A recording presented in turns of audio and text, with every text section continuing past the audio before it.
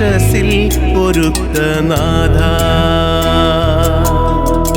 നിൻ കൃപയേകുക ഏഴയിൽ ഇന്ന് നിൻ കൃപയേകുക ഏഴയിൽ ഇന്ന് കേൾപ്പിക്കുക നിൻ സ്വർഗീയനാദം.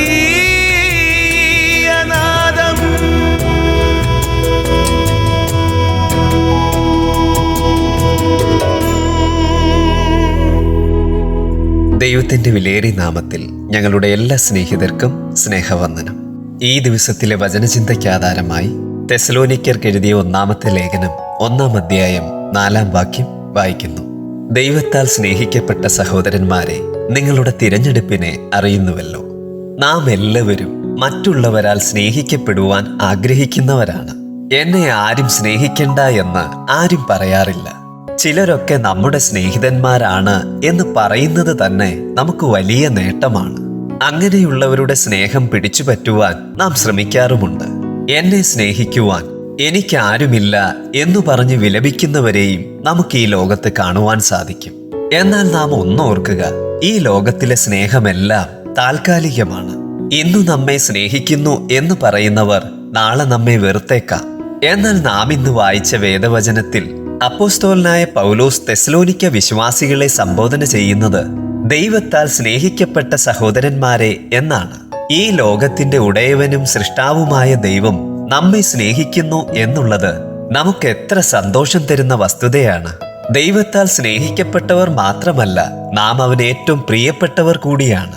എന്നാൽ ഈ ദൈവത്താൽ സ്നേഹിക്കപ്പെടുവാൻ നമുക്ക് യാതൊരു യോഗ്യതയുമില്ലായിരുന്നു.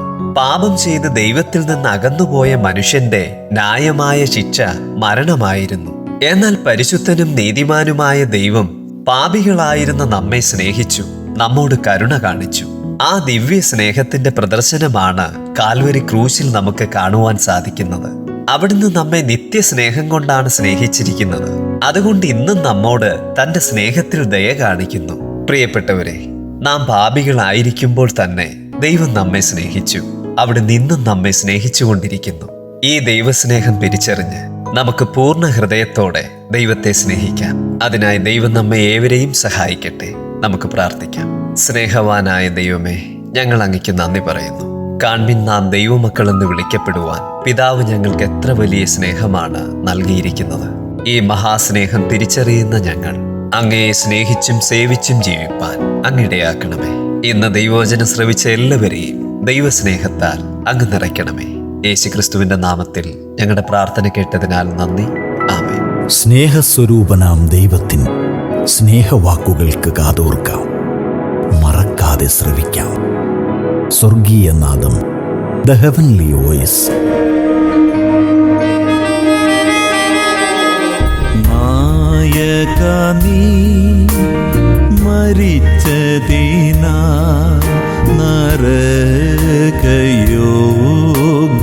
നരകയോഗ്യനെന്നെയും നീ വീണ്ടുവല്ലോ നിൻ രക്തത്താ നിൻ പൈതലാക്കി തീർത്തുവല്ലോ.